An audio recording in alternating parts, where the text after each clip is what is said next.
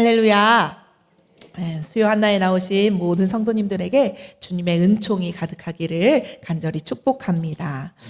제가 오늘 말씀 준비를 하면서 감히 담임 목사님께서 하시는 룻기의 본문을 정해 보았습니다. 같은 본문이지만 또 룻기 이야기를 통해서 또 다른 은혜의 맛을 느껴보는 귀한 시간이 되었으면 좋겠습니다. 우리가 지금 주일 말씀에도 듣고 있고 또 예전에도 많이 들었던 이야기지만 혹여라도 또 못 들으신 분들이 있을 수도 있으니 간단하게 오늘 본문 말씀의 배경을 함께 나누어 가보자 합니다. 베들레헴에 나오미라는 아주머니가 살고 계셨습니다. 그러던 어느 날 이 베들레헴 땅에 흉년이 들게 되었지요. 그래서 나오미는 가족들과 함께 고향인 유다 땅, 이 베들레헴을 떠나서 요단 동쪽의 이웃 나라로 피난을 가게 됩니다. 우리나라도 옛날에 보면 이 한국 땅에서 먹고 살기가 힘들어서 먼 나라인 미국에도 가고 독일도 가고 이런 경우가 많이 있었잖아요. 그곳에 가셔서 온갖 굳은 일을 마다하지 않고 열심히 일해서 자리를 잡은 경우도 많이 있었습니다. 마찬가지로 오늘 나오미도 살기 위해서 피난을 가게 되었는데 그 땅이 바로 모압 땅이었습니다. 피난간 모압에서 나오미의 아들들을 장가 들게 했지요. 그러니까 미국에서 갔는데 미국 사람과 결혼을 시킨 거예요. 나오미가 한국 사람과 결혼을 시킨 게 아니라 그 모압 여인들과 두 아들들을 결혼을 시켰습니다. 그래서 나오미에게는 이방인의 여자, 모압 며느리 둘이 생기게 된 것입니다. 이 두 며느리의 이름이 무엇이지요? 오르바와 룻, 이 두 명의 며느리가 생기게 됩니다. 그런데 불행하게도 이 모압 땅에서 나오미의 남편과 또 두 아들들이 죽게 됩니다.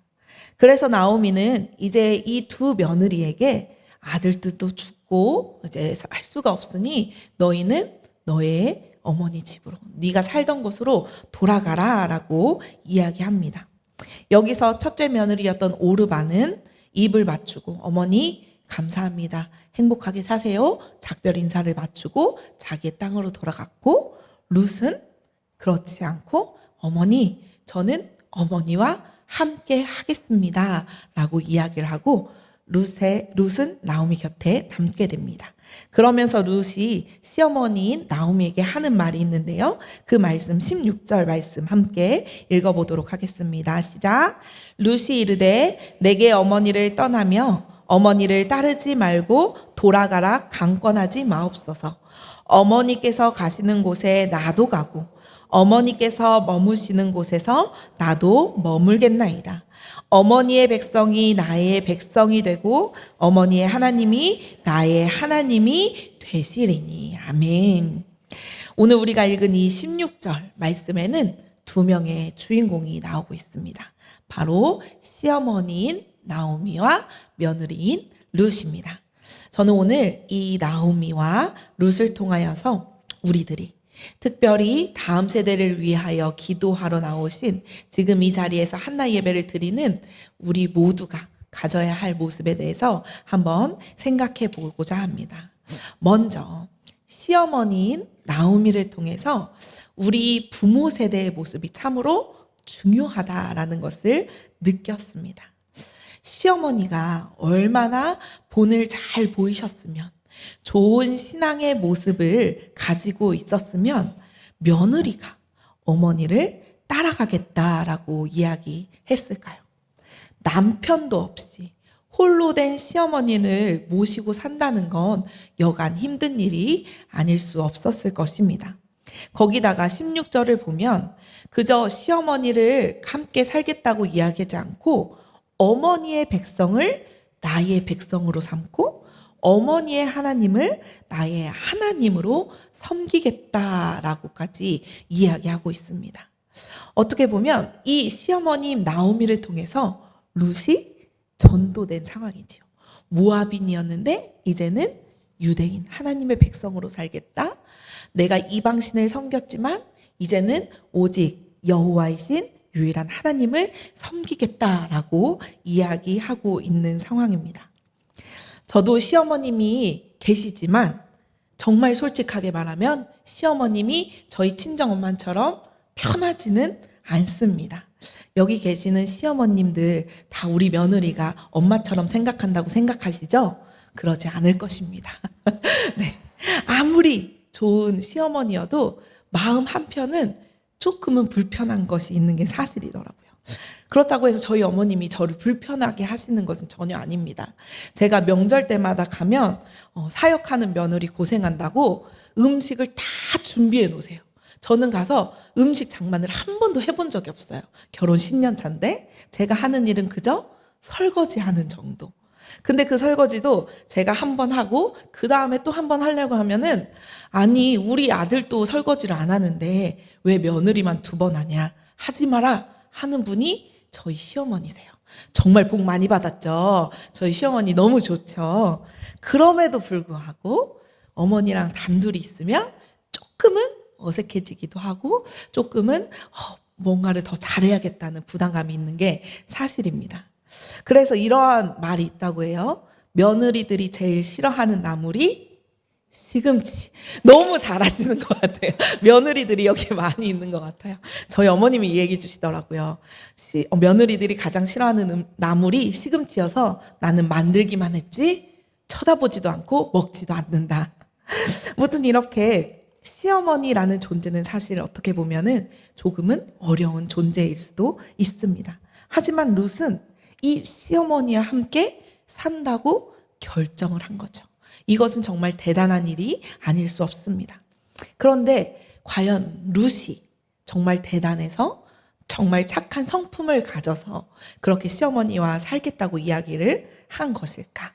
물론 그것도 있지만 저는 그 이면에 시어머니인 나오미가 정말 본받을 만한 어머니, 어른이었기 때문에 존경할 만한 어른이었기 때문에 바른 신앙을 가진 분이었기 때문에 이러한 일들이 가능하지 않았나 생각해 보았습니다. 오늘날 우리 가정은 어떤가요? 우리 자식들이 커서 나는 커서 우리 부모님처럼 살 거야. 나는 커서 아빠 같은 신랑 만날 거야. 엄마 같은 와이프 만날 거야. 이런 분들이 많이 계실까요? 우리 부모님의 신앙은 정말 위대하셔. 나도 저 신앙의 본을 본받아 믿음의 가족을 이루어야지. 내 자식들에게도 훌륭한 신앙을 물려줘야지. 이런 생각을 하는 젊은 세대들, 자녀들이 과연 몇이나 될까요?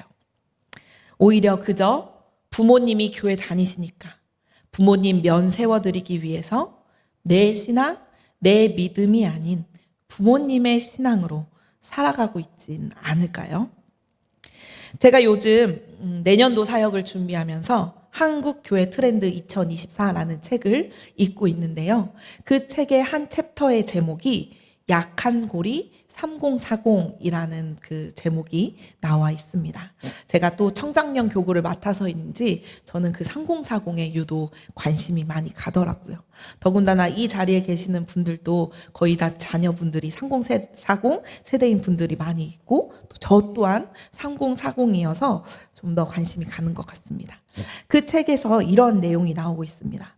3040 크리스천의 절반 이상이 52.6%가 취학 전 어린 시절에 교회를 다니기 시작했다라는 조사 결과가 나왔고 또 이 신앙생활을 하게 된 많은 이유 중에 하나가 부모의 영향, 모태 신앙으로 시작했다라고 이야기하고 있고 또 신앙에 영향을 주는 사람 역시 부모가 39.6%로 가장 많았다고 나와 있습니다. 그리고 이들의 신앙생활을 하는 이유는 구원을 위해보다 마음의 평안을 위해라는 응답이 약 10% 정도 더 많이 나왔다고 합니다. 그리고 이 3040 세대의 80%가 신앙에 대한 회의를 경험한 것으로 나타나 이들의 신앙은 매우 불안정하다는 것을 알 수 있습니다.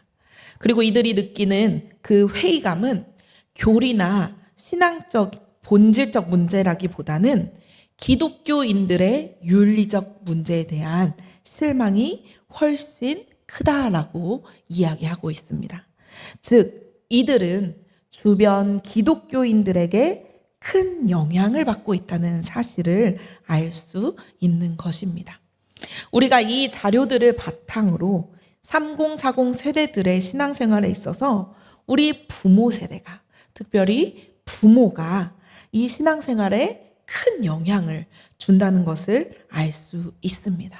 그렇기 때문에 우리 부모 세대가 다음 세대를 위해 더욱더 신앙생활을 해야 하고 그들에게 본을 보여야 하고 바른 신앙인의 모습으로 살아가야 한다는 것을 이 책에서는 이야기하고 있습니다. 우리 자식들 입에서 부모님처럼 신앙생활 하는 거면 차라리 안 할래요 라는 말보다 우리 부모님들이 신앙생활 하는 것을 보니 저도 열심히 하나님 믿고 섬겨야겠어요. 우리 가족, 믿음의 가족으로 만들어야겠어요 라는 말이 나와야 하지 않을까요? 저에게는 정말 본받고 싶은 그런 신앙의 선배님이 계십니다. 그분은 바로 저희 할아버지이신데요. 10년 전에 돌아가셨어요. 저희 할아버지는 오숫교회 장로님이셨습니다. 그때 담임 목사님이 누구셨는지 아세요? 네, 바로 이동희 목사님이셨어요. 이동희 목사님 계실 때 시무 장로로 정말 열심히 교회 일을 하셨다고 해요. 그래서 저희 할아버지가 돌아가시기 전에 이제 투병 생활을 하셨는데 그때 몇 차례 이동희 목사님께서 저희 아버지 집에 찾아와서 이렇게 기도도 해주시고 병문안을 해주셨던 기억이 있습니다. 그런데 그때 오셔서 저희 할아버지에게 이렇게 얘기하는 거예요. 장로님, 권 장로님 때문에 제가 목회가 정말 힘이 나고 너무나 행복했었습니다 라는 이야기를 해주시는 거예요. 제가 그 당시에 신학대학원을 다닐 시절이었거든요. 근데 그 말씀을 딱 듣는 순간 제가 이런 생각을 했어요. 나도 이제 목회를 할 텐데 우리 할아버지 같은 그런 장로님 만났으면 좋겠다. 그래서 나도 정말 행복한 목회를 하고 싶다라는 생각을 했습니다. 그런데 안디옥 교회 와서 그런 장로님들을 만난 것 같아서 너무나 행복합니다. 아무튼 저희 할아버지는 정말 성인 군자 같은 분이셨어요. 저는 저희 할아버지를 소개할 때 작은 예수라고 이렇게 설명을 하는데 어른한테 이런 표현을 써도 될지 모르겠지만 정말 착하셨던 분이셨고 사랑이 많으신 분이셨고 인정이 많으셨고 자족할 줄 아는 분이셨습니다. 저만 그렇게 생각한 게 아니라 정말 저희 할아버지를 아는 모든 분들이 권리방 장로님처럼 겸손하시고 정직하시고 사랑이 많은 분은 없을 거라고 이야기하셨습니다. 그래서 정말 저희 할아버지에 대해서 나쁘게 이야기하시는 분들을 제가 한 번도 본 적이 없습니다. 또 제가 교육전도사 시절에 희년교회에 면접을 보러 갔는데 어떻게 하다가 제가 권리방 장로님의 손자라는 것을 이렇게 이야기하게 되었어요. 그랬더니 함께 면접을 보시는 장로님께서 권리방 장로님 손녀라면 면접 볼 필요도 없습니다. 무조건 우리 교회에 오셔서 사역하시면 됩니다.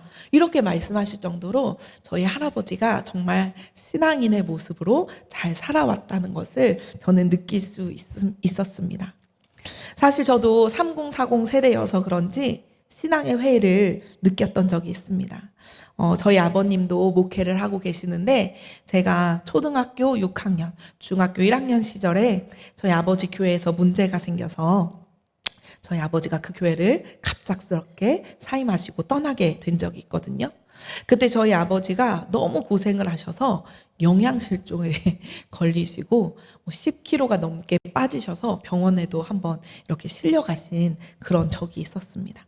그리고 몇몇 교인들이 저희 할아버지에게까지 찾아가서 자식 교육을 어떻게 시켰으면 교회를 이렇게 만들었냐라는 이야기까지 하셨습니다. 그런데 저희 할아버지는 그분들 앞에서 머리를 숙이며 죄송하다고, 아비인 내가 자식 교육 잘 못 시켜서 그런 거니까 용서해달라고 그렇게 말씀하셨다고 해요. 저는 어린 나이에 이 이야기를 듣고 얼마나 속이 상했는지 몰라요. 너무너무 화가 났어요. 어떻게 교회라는 곳이 이럴까? 하나님을 사랑한다는 사람들이 모인 곳인데 정말 사랑은 온데간데 없고 미움만 가득한 곳이구나. 겉으로는 사랑 이야기하면서 속에는 칼을 품고 있는 그런 사람들이 교회 다니는 사람들이구나. 그래서 정말 교회가 꼴도 보기도 싫고 교회 다닌다는 사람들도 너무나 가식적으로 느껴지고 쳐다보기도 싫었습니다. 그래서 그때 제가 얼마 동안 교회 다니지 않았어요. 그런 교회라면 나 다니지 않을래. 하나님 있는 거 정말 맞아? 하나님이 있으면 어떻게 우리 아빠한테 이런 일을 당하게 하실까라는 생각에 정말 회의감이 많이 들었습니다.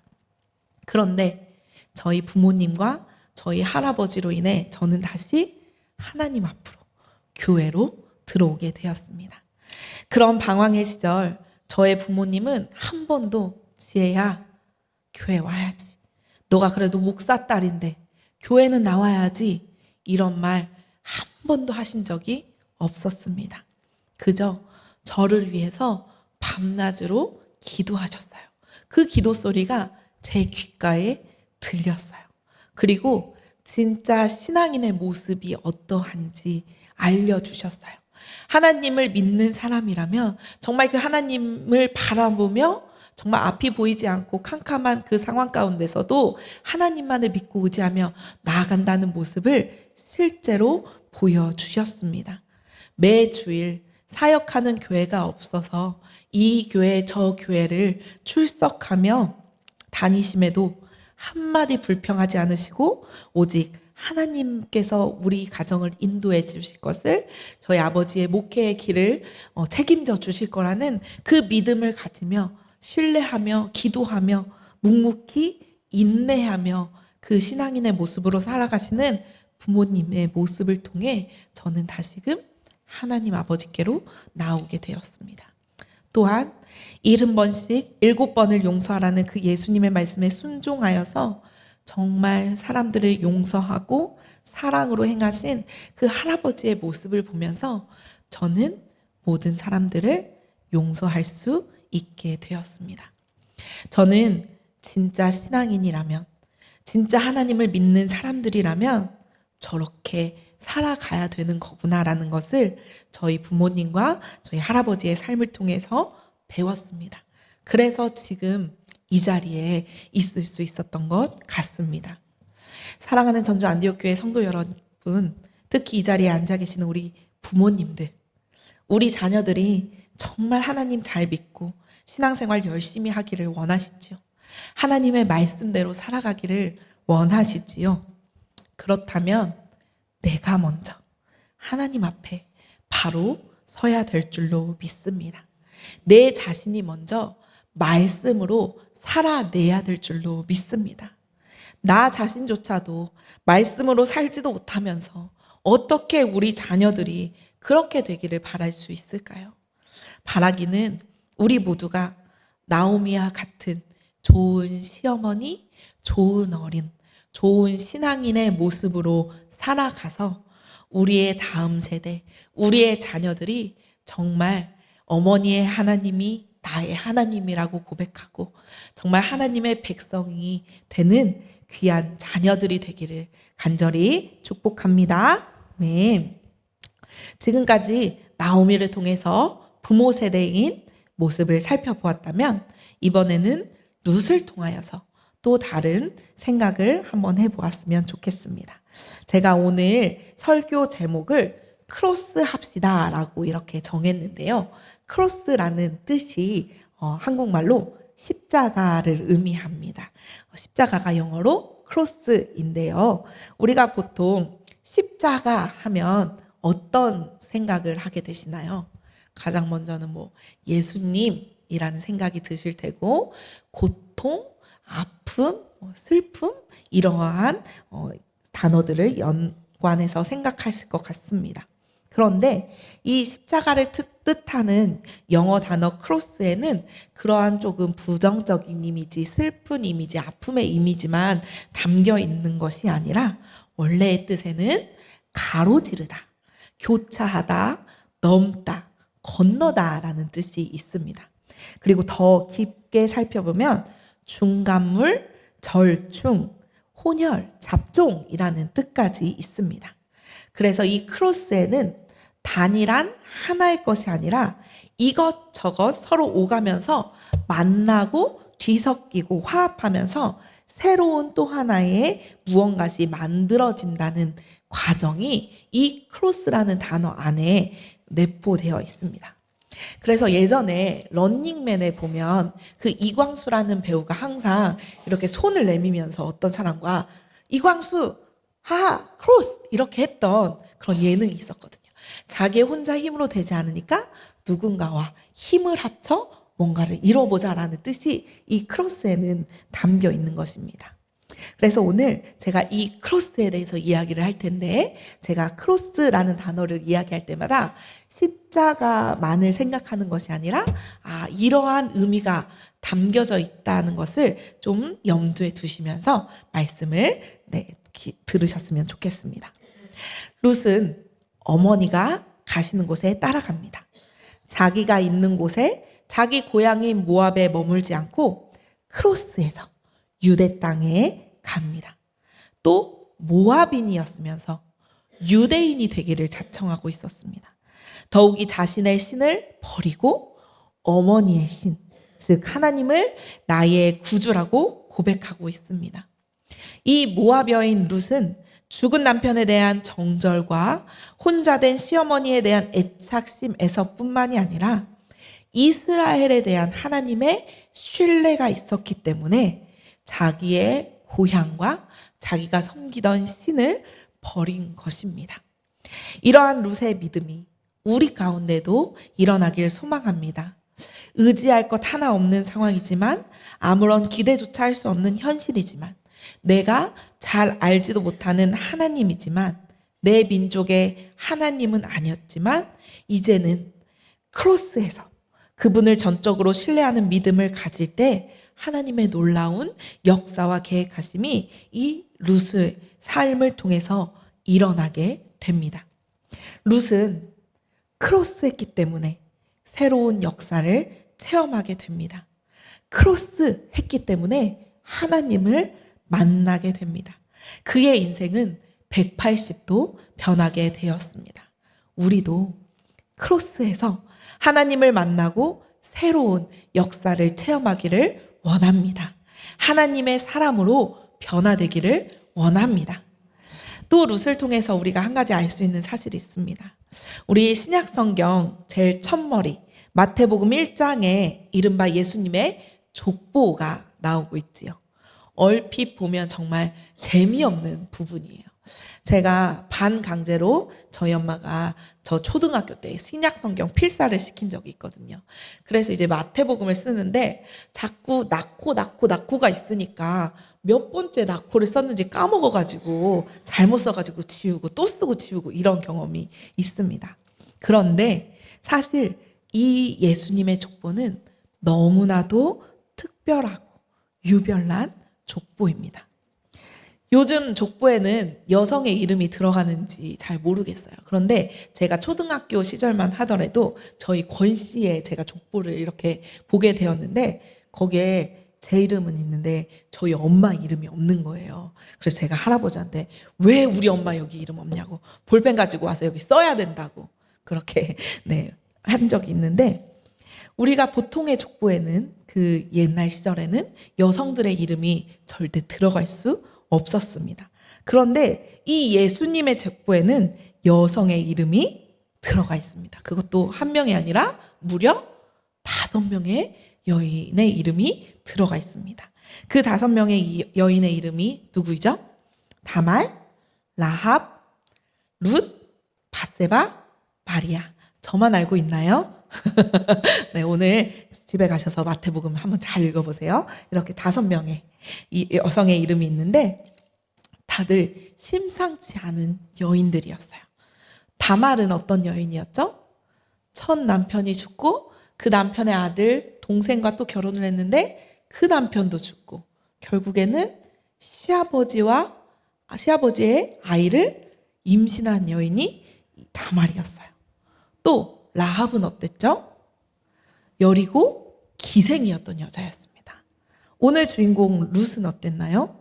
이방인 여자였고 과부였습니다. 밧세바는 강간당한 여자였지요. 또 마지막 마리아는 처녀였고 처녀인 몸으로 아이를 낳은 여자였습니다. 어떻게 보면 다들 기구한 여자들, 어르신들이 말하는 소위 팔자 센 여자들의 이름이 바로 이 5명입니다. 그런데 우리 성경은 하필이면 왜 이런 여성들을 예수님의 족보에 넣은 것일까요? 저는 이 족보를 통해서 몇 가지를 생각해 보게 되었습니다. 첫 번째, 하나님은 남자와 여자의 장벽을 넘어서신다. 남성들만 통해서 일하지 않는다라는 것을 알 수 있었습니다. 두 번째, 하나님은 유대인과 이방인 사이에 인종차별을 허물고 지역차별의 장벽을 넘어선다는 것을 알 수 있었습니다. 마지막으로 하나님은 성도와 죄인의 사이의 장벽도 무너뜨리신다는 것을 알 수 있었습니다. 그렇습니다. 예수님의 족보는 모든 장벽이 무너지고 차별이 허물어지며 그 어떤 경계도 넘어서는 것을 보여주고 있습니다. 여기에서도 우리는 크로스의 모습을 볼 수 있는 것입니다. 한 곳에 머물러 있는 것이 아니라, 경계가 있는 것이 아니라 서로 섞이며 크로스되면서 하나님의 역사가 일어나고 있는 것입니다. 다시 오늘의 이야기로 돌아와 볼까요? 룻은 시어머니와 함께 하나님을 향해 길을 가기 시작했습니다. 현실에 안주하지 않았습니다. 내 것이 아니라고 배타하지도 않았습니다. 편리한 것만 따지지도 않았습니다. 룻의 여정은 때때로 이방 지역을 향하기도 했지만 이스라엘을 향하기도 했습니다. 이방 지역의 공기로 숨을 쉬기도 했고 이스라엘 지역의 물을 마시기도 했습니다. 자연스럽게 이방인을 만나기도 하고 유대인을 만나기도 했습니다. 이곳 저곳을 가로지르면서 넘나들면서 자유롭게 교차하는 모습, 바로 크로스 십자가의 모습이 이 가운데 생겨난 것입니다. 우리가 십자가를 이야기할 때 이야기하는 게 있죠. 하나님과 나와의 관계인 수직 간의 관계, 그리고 성도와 성도, 세상과 사람 사이 관계, 수평인 관계가 만나야만 이 십자가는 완성된다는 것입니다. 이 두 가지의 길이 있어야 십자가가 되고 크로스가 되는 것입니다. 오늘 이 룻의 모습을 통하여 우리도 크로스하기를 원합니다. 제일 먼저는 하나님께로 크로스하기를 원합니다. 나는 가진 것이 없으니까, 능력이 부족하니까, 삶이 고달프니까 이런 생각 때문에 좌절하고 힘들어하는 분이 계시다면 먼저는 하나님께로 크로스하기를 원합니다. 하나님께서는 어떠한 장벽과 경계도 없습니다. 그저 우리의 모습 그대로를 사용하시고 사랑해 주시는 분이십니다. 우리가 이 자리에만 머물러 있으면 하나님의 역사는 일어나지 않습니다. 아무런 일들도 일어나지 않습니다.